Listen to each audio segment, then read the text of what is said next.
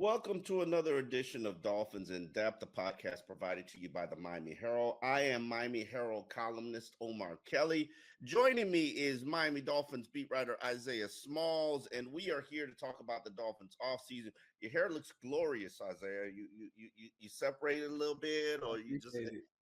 No. I just, just did this literally just before. I'm getting it twisted on. We're locked on Monday. hold on. There's no undoing the locking. You realize My that, hair is correct? already locked. This is a lock. No, you get This it is a braided lock. sometimes. When's the last time I got it braided? Football season. It's October. That it was actually specifically October, and it's February 13th. Okay, all right. We'll Locked. see. We'll see what happens in this pattern. But right now, we are talking about the Dolphins offseason. Clearly, we just had the Super Bowl. Congratulations to your Eagles. I call them your Eagles because you are an Eagles fan. You are from Delaware, which y'all claim the Eagles, I guess. Is there any other team that y'all claim, or is it just I the mean, Eagles? it's really Philly sports. I mean, I fly into the Philly airport. You know what I'm saying? It's either Philly or Baltimore. You kind of got to pick whichever one you wanna side by. So, Eagles is the one that I kind of chose when I moved out there. I remember there was a hurricane once, and we had to drive from a Jets game all the way to South Florida, and I went through Delaware, and it took all of 15 minutes, and Okay. I was like, that's Delaware.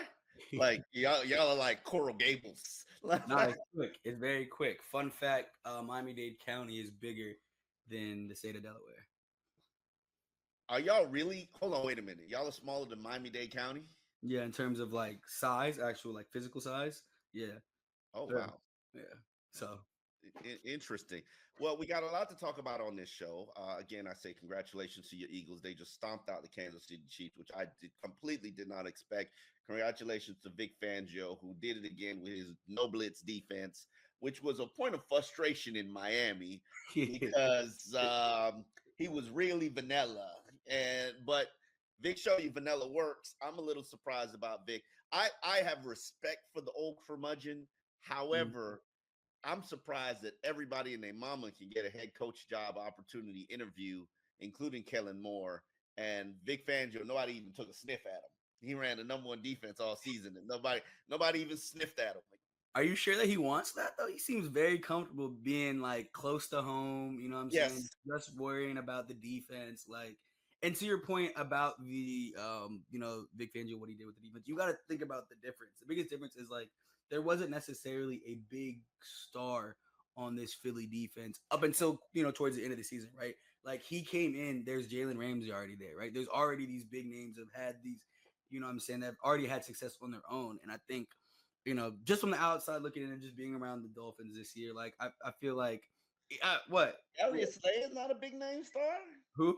Darius Slay. Why are you gonna disrespect Big Play Oh no Slay? no no no! Darius Slay's old though. Like he's not.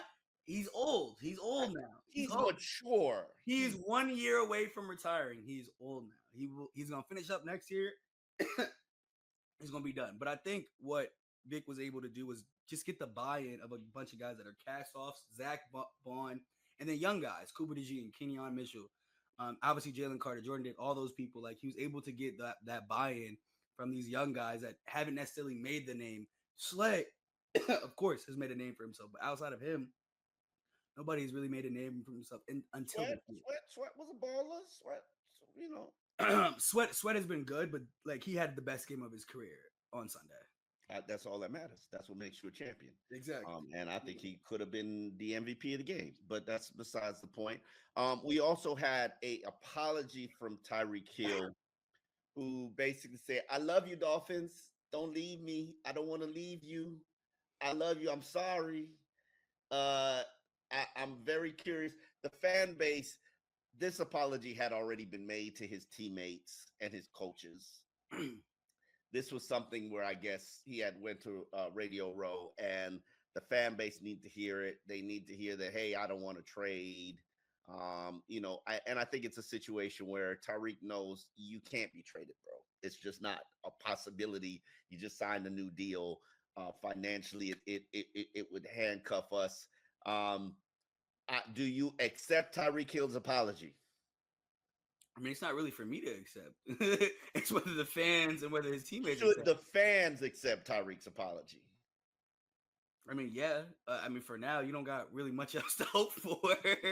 So, yeah, you better pray that, like, you know what, the fans, I don't know if the fans should accept the apology just yet. I feel like they should pray that Tua accepts the apology. That was a little weird because he specifically apologized to Tua. That And I found that a little odd Yep. because he'd always defended Tua, even Mhm. before he came out and was like, basically, I gotta go. Yeah. I want out. Yeah, He but but praised but Tua. the but the underlying message of me wanting out is, at least to me, is I don't believe into it, to be honest. And that's what I read it as. Because why else would you want out? Well, because you're not winning, you're frustrated. Your quarterback, you sitting here playing with a fractured wrist, and I mean with a hairline fracture in your wrist, and your quarterback can't play with a hip injury. Every minute, something going on with him. Um, you, Again, you didn't have a great statistical season. They now steering the offense through Jonnu Smith and Devon Achane. You frustrated. Like, and let's be real about it. We in the media know that he's been frustrated for quite a while, and they had hidden it quite well and lied, which is a staple of the Tyreek Hill. I always say this, and I'll say it on the podcast. Anytime Tyreek, and I say it to my peers, anytime Tyreek starts talking about his family, a lie is about to come, a monumental lie. It's so colossal, it's a ginormous lie. When he's talking about his mom, his aunt, his uncle, his granddaddy, any family member, here comes a lie. Mhm. That's my theory, Mhm. by the way. But we know who he is. He's not even a mercenary. Tyreek is a trained assassin. The question is, he wasn't sent out there to kill last season.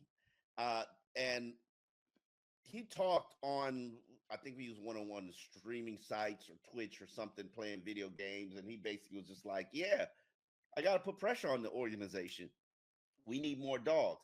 And I wholeheartedly agree with him. This isn't Yeah. the first time that I've known an aged veteran, an established player. Keep in mind, while Mike McDaniel might make $8 million a year, Tyreek makes 30. There's a hierarchy level to this thing. Of course. Obviously Tua makes more than Tyreek, but you know, if Tyreek says, like, listen, what we're doing is not working, we need more dogs. And it's very clear if you know the team, follow the team, think about the team, they're perceived as a soft team. And to undo your softness, you kind of need more dogs. I think that's a universally understood thing.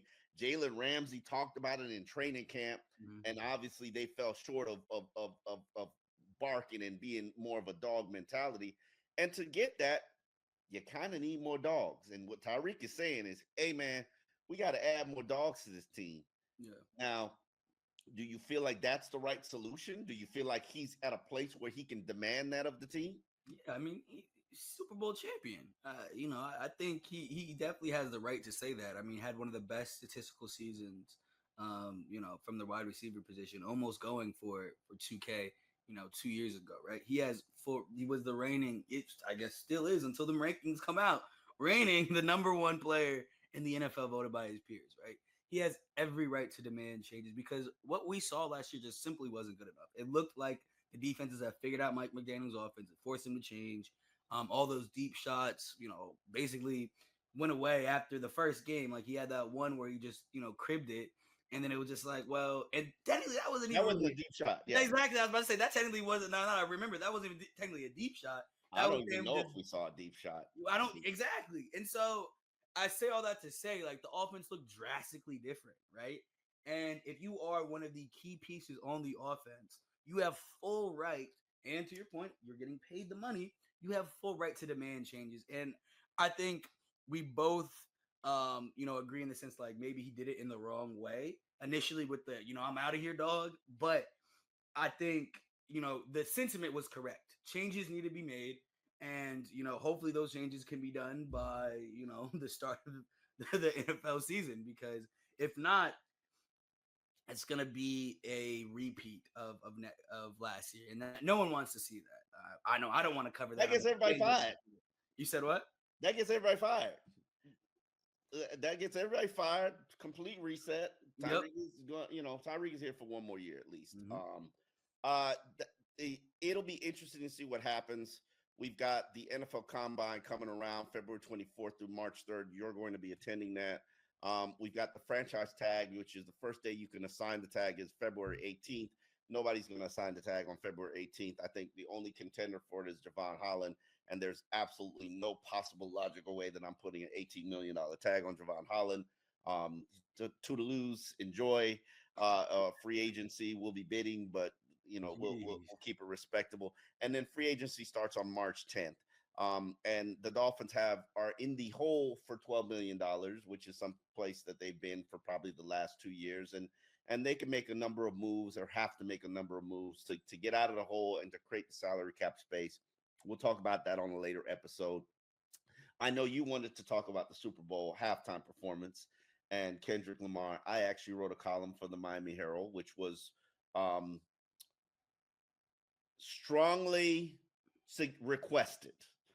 And I understand why it was strongly requested because I think we're at Thursday and people are still talking about that performance. It has set the viewership record now for the most watched halftime performance. I think it's at 135 million streams, beating a Michael Jackson performance from 1983, even though it's only been there for 4 days. And it's quite controversial from the standpoint.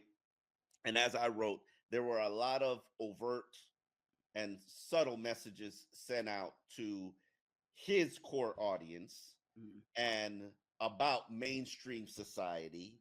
And it wasn't all about an attack on Drake, but Drake was kind of a metaphor for what the system is and people who vulture culture, your culture.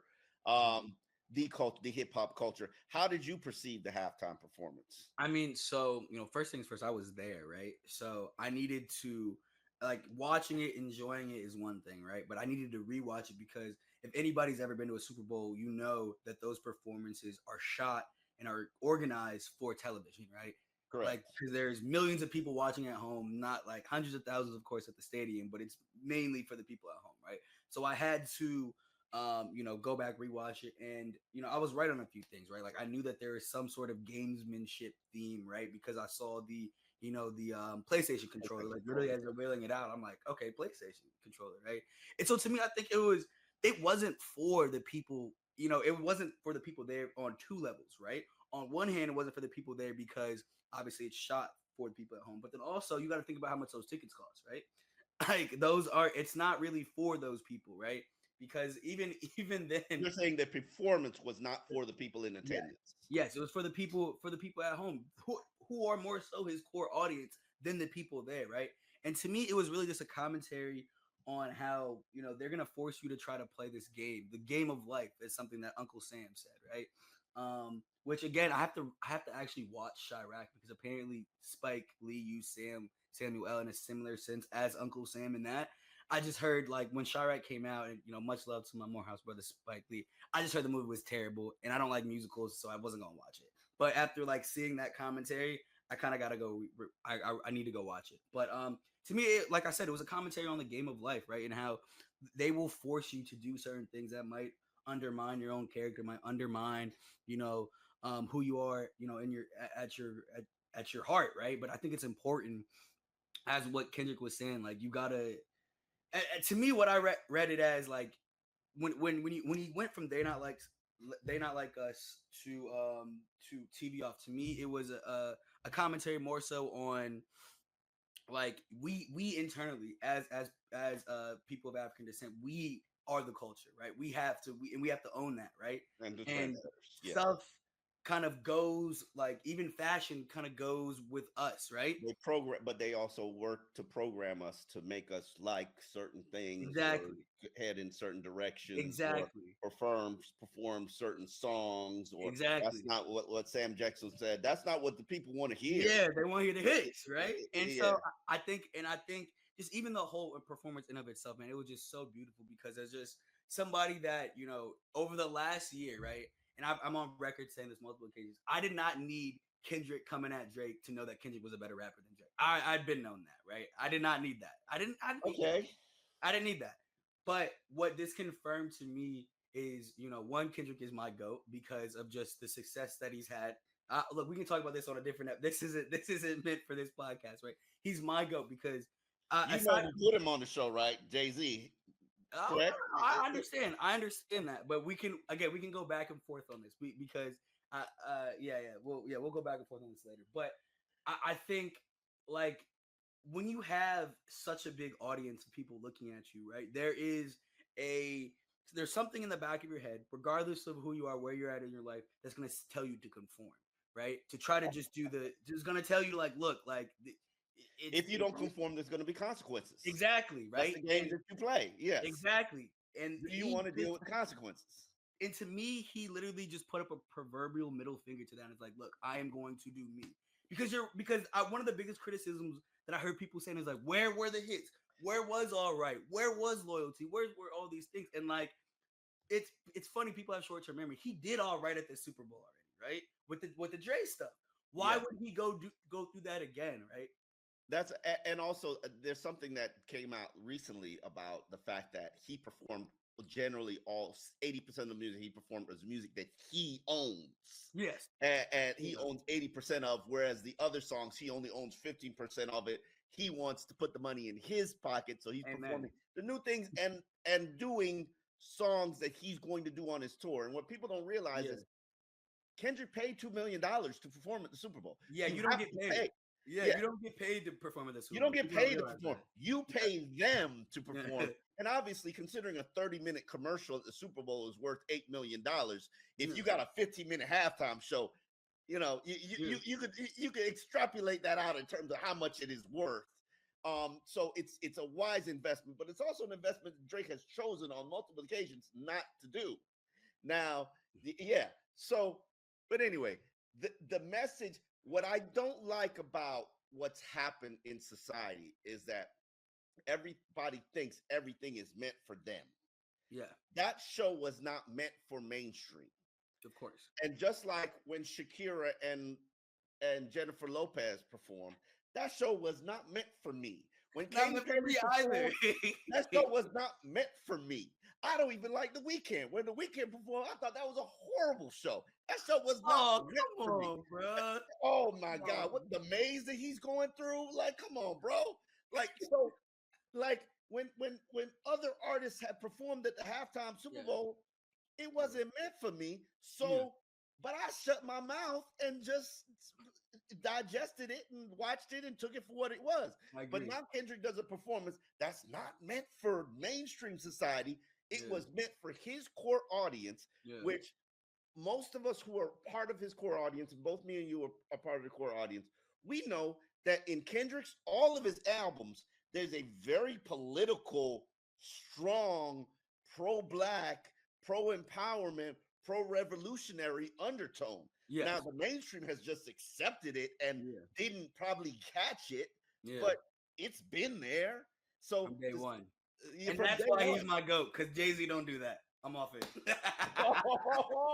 Jay-Z made a 444. He told you I would rap like Talib Kweli, but it's way over most people's heads.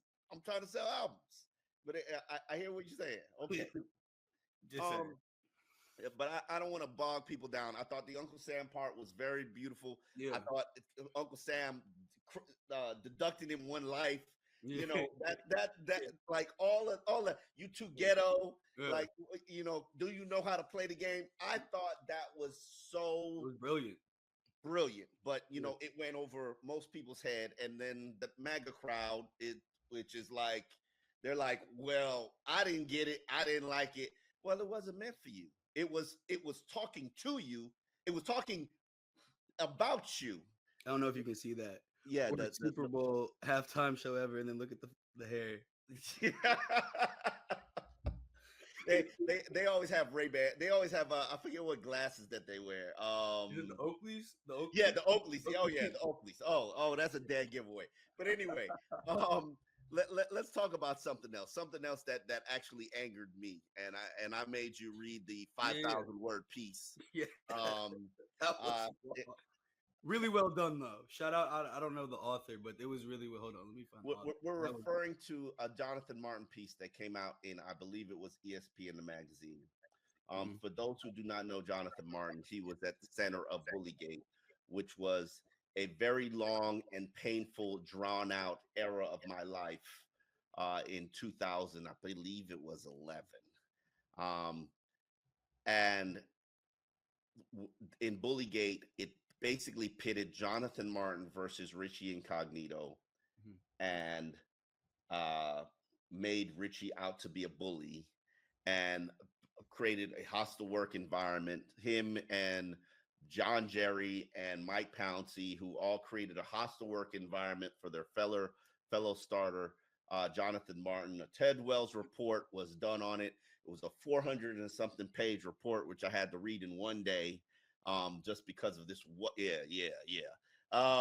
Just because of this wonderful. It was really 400 and something pages of text history to get going back and forth, and your regular conversations with your homeboy all of a sudden is part of a Ted Wells report.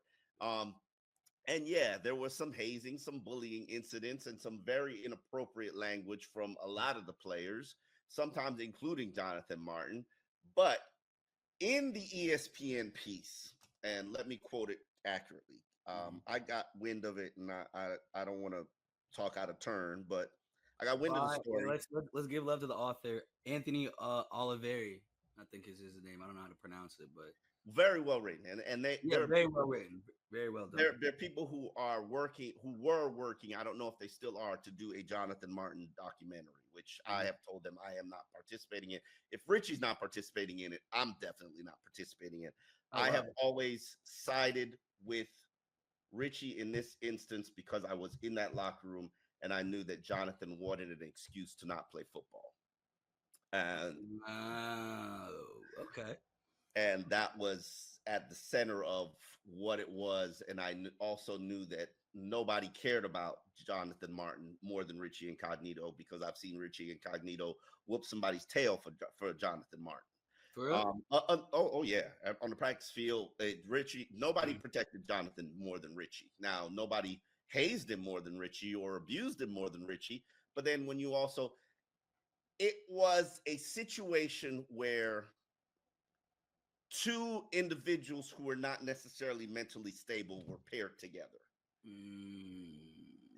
And it made for a very troubling dynamic of individuals. However, Richie was a football player, a meathead, a guy who had grown up potentially abused by his veteran father, his Vietnam veteran father, and didn't know anything other than abuse was love. And Jonathan, just unfortunately, and I think the story documented it, grew up in an environment where he was coddled his whole life. I would love your interpretation of the story before I say my piece. Yeah.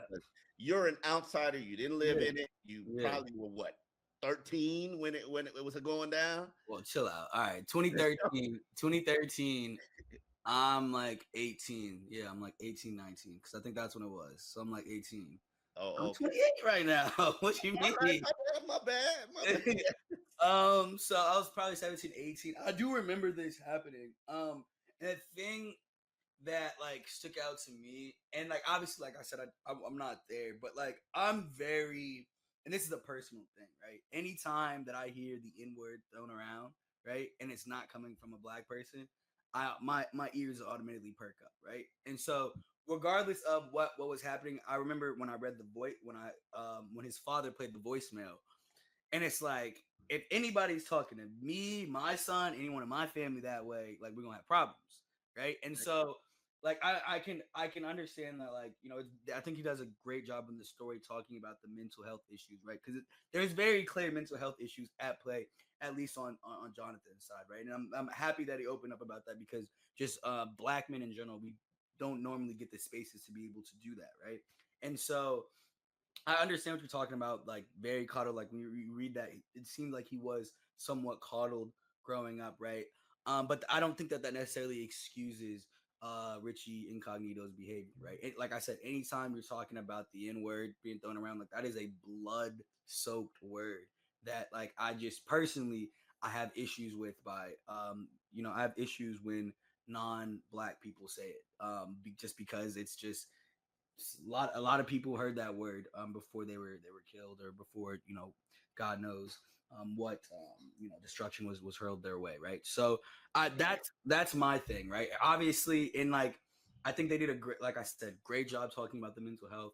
It was a very interesting. So I learned a lot too, just about the dynamics of the locker room, and it what I find the most intriguing about the story was, like, he wishes he did it differently. Yeah. Jonathan Martin, he wishes that he didn't do the Quote him, "I never believed for a second I was being bullied." yes, Jonathan Martin yes, said, yes, "It's a story that I've been trying to fix for 10 years." yeah, And I found that very stunning. yeah, And he talked about how he wishes he would have spoken up more in the Ted Wells report. Well, you consciously chose. Obviously, yeah, your two lawyer parents basically was just like, "Don't talk. yeah, You're gonna make it worse." yeah, But what I did not like about the situation in the South, and this incident has changed all of sports, not just mhm, football. yeah. It's changed all of sports. Like back in the day, they used to shave a rookie's head. They used to shave ridiculous, horrible things, including penises in rookies' heads. Like, Yo, oh yeah, I mean, yeah, your first training camp, you had a horrible haircut.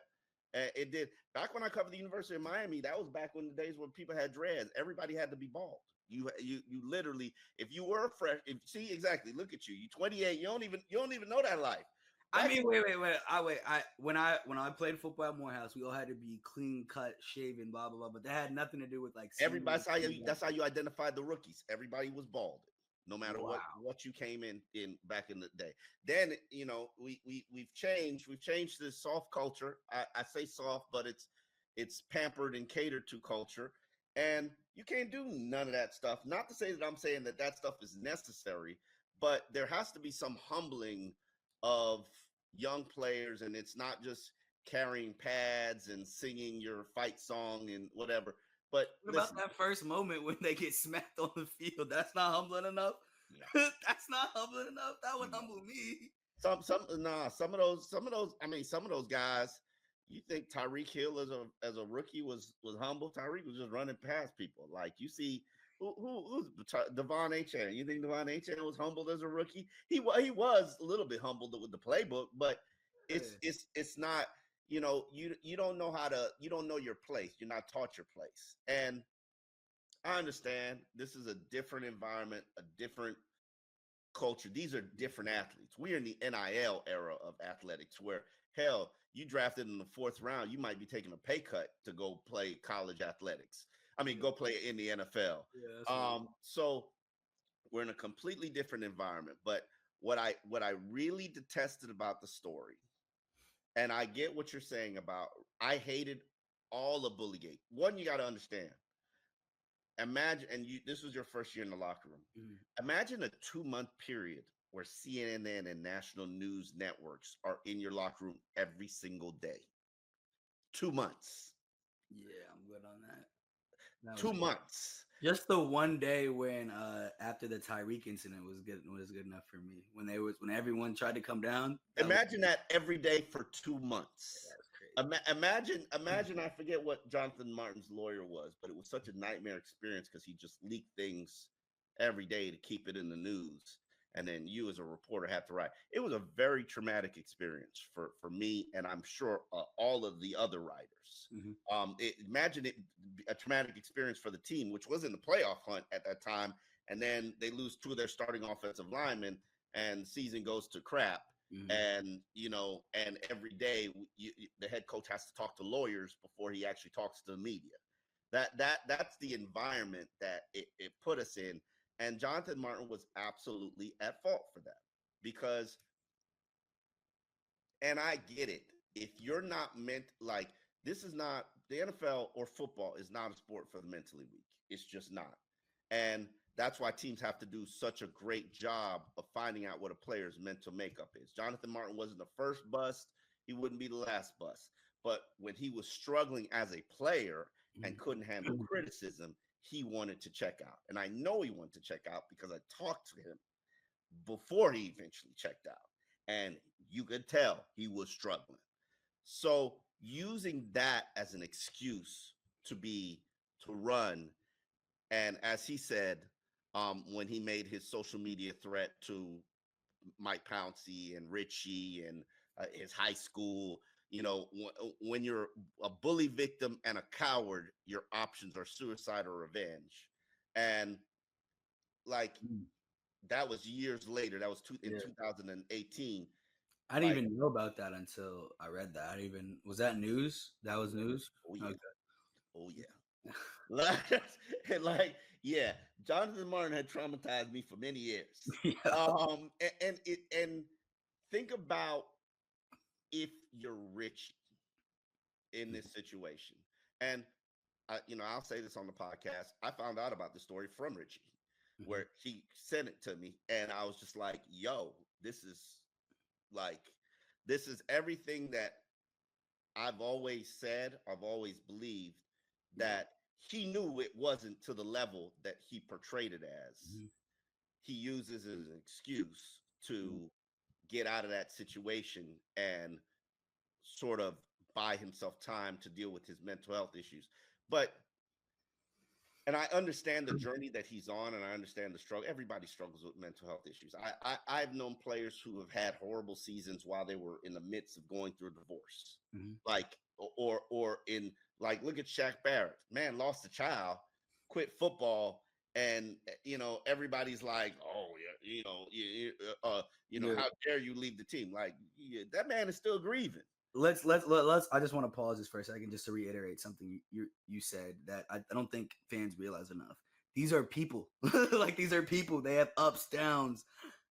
Happy. They're mad. Like everything, the full gamut of human emotion they experience, and then they go play a sport where millions of people like you, like me, what I'm saying, are watching them and are willing to criticize. Criticize.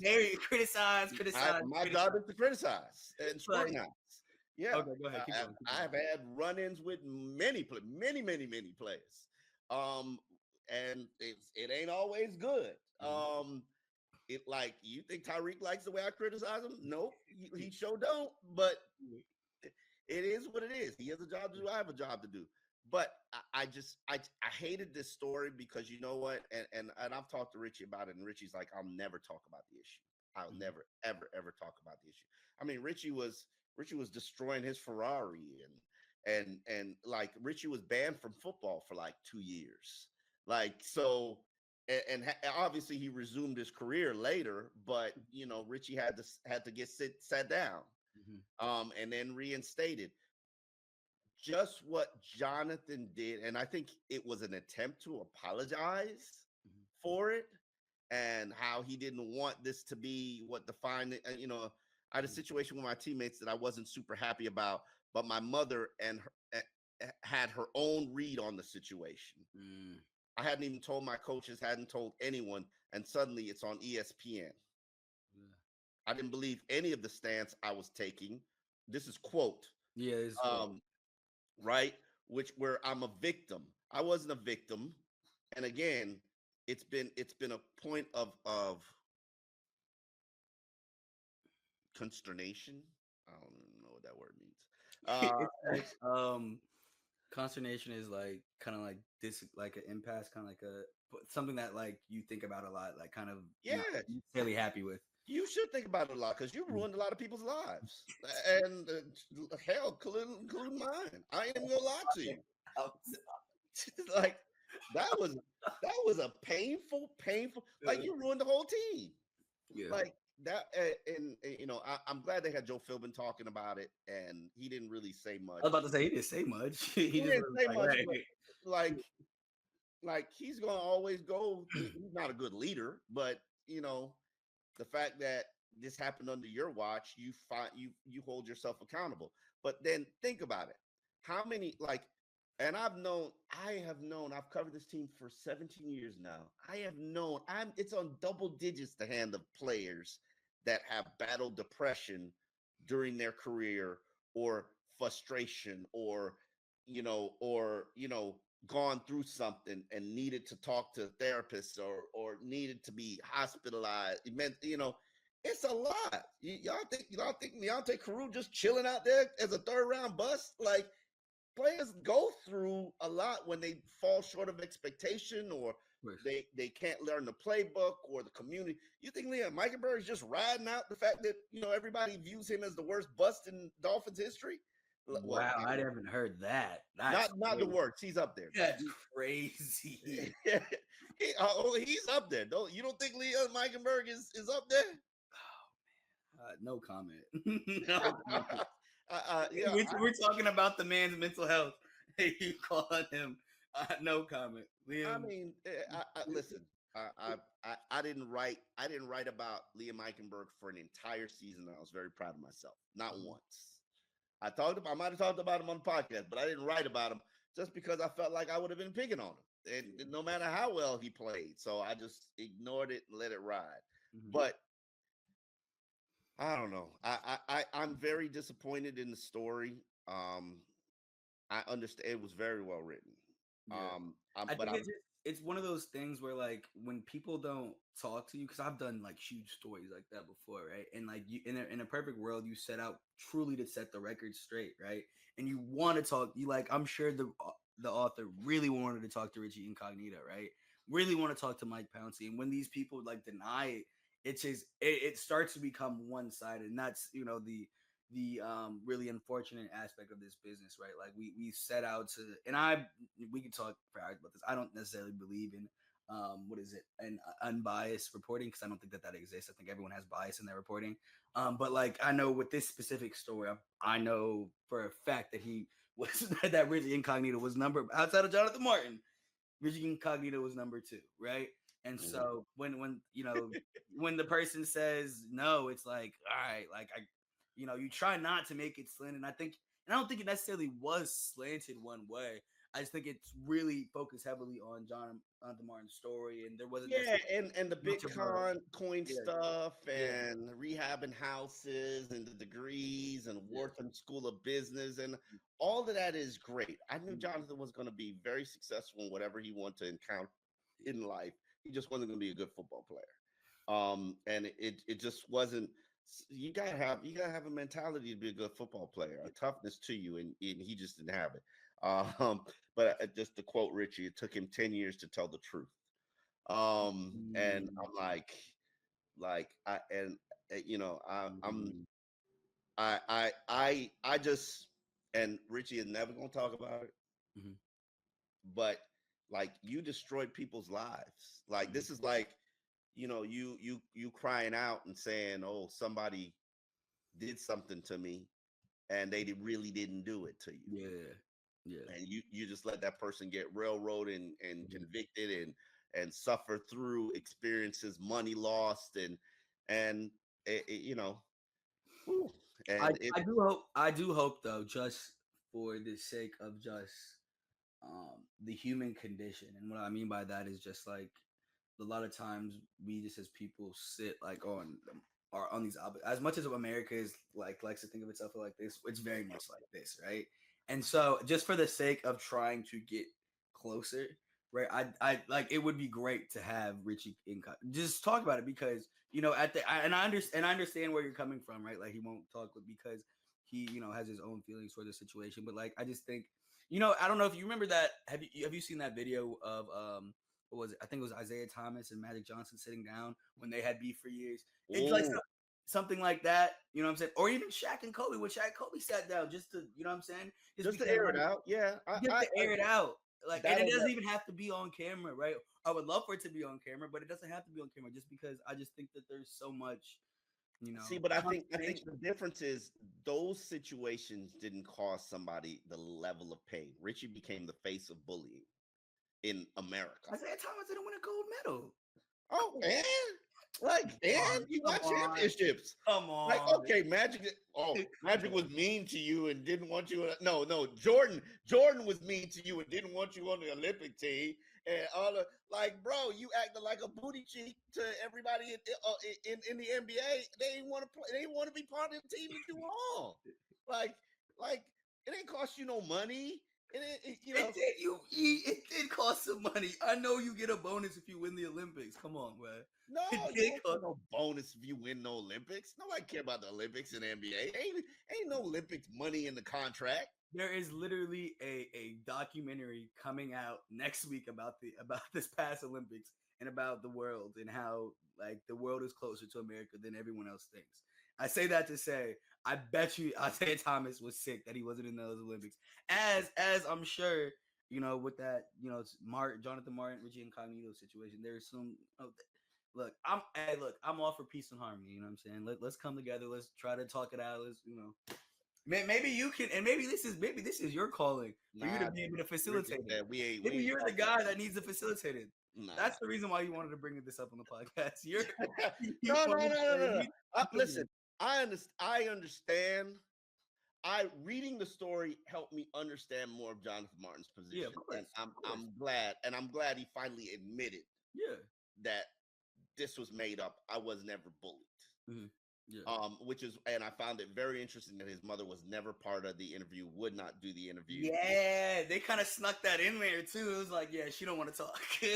Nah, she don't want to be part of this. Yeah. And because I guess that's created, a strain in the dynamic of the relationship between her and Jonathan. But they got pictures of them on family vacation. They'll be all right.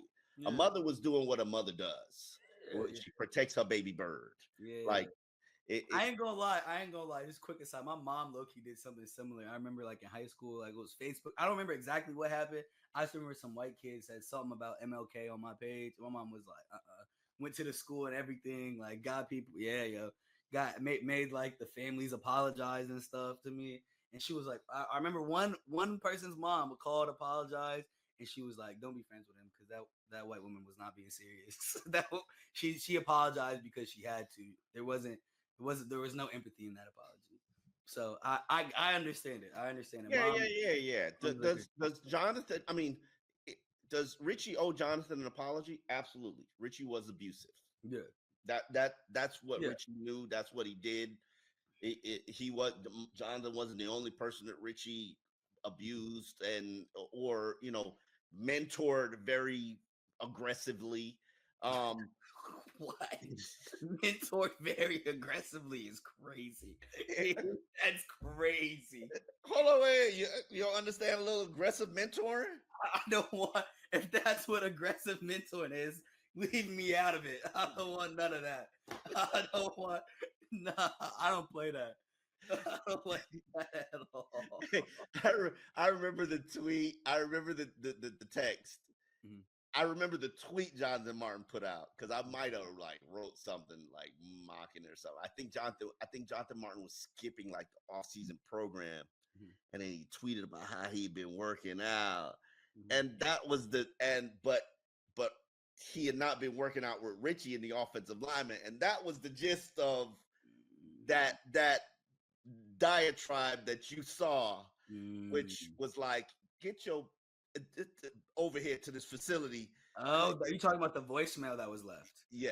Oh, okay. Like, okay. Don't be you out here being a little. It was, but that's the mentality of football. That's the team. Like you over there training. I don't know, man. The minute you throw the N word out there, yeah. I mean, yeah. Now it's like the problem is Jonathan thought. I mean, the problem is Richie thought he had a pass to say the N word, which he didn't. You don't never get it. I don't believe. But I think his teammates had given him the pass. That's the issue. That's the issue. I don't know who's gonna listen to this. There is no pass. There is no pass. I don't care if your black friend gave you a pass. There is no pass. That is not valid. It is invalid. It does not translate. Hold on. He wouldn't take it public with the pass, but he'd take it in the O-line room with the. Yeah, I mean, they had blow up dolls and all kinds of stuff. They were typical. I remember the year we were back. We were still in Davie. I can't remember. I think maybe it was a Daniel Kilgore team. I forget who started it. It was definitely when Ryan Fitzpatrick was a quarterback. They had a velvet rope situation in the locker room. I told you, where literally they created their own little velvet rope and you couldn't go in the O-line section unless you were invited in. and like and everybody took offense to it. I didn't take offense to it because I could get invited in. Mhm. Like, but that was they were just sick and tired of the media congregating in their section. They created a velvet rope and was like, y'all ain't welcomed in here. It's offensive lines are always that unit, and it's sad to see what happened to that unit and sad to see what happened to the individuals. I'm glad Jonathan Martin is doing better. I'm glad he finally told the truth about the situation. And hopefully everybody has moved on with their life. I don't think Richie has, but it is what it is. I'm sure Mike Pouncey and John Jarrett, who are also accused of bullying, they've all moved on with their life, but it was a very nasty incident, and it was probably one of the darkest periods of Dolphins history, and where the organization became the face of bullying in athletics and all kinds of stuff. So, but Jeez. Wow.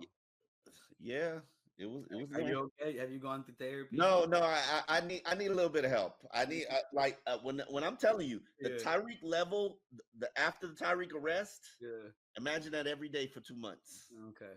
I'll recommend a therapist. I got a good black therapist for you. I got you. I appreciate that. All right. Well, we will be back next week, and we will talk about getting ready for the combine. We were out there for Pete Bomarito.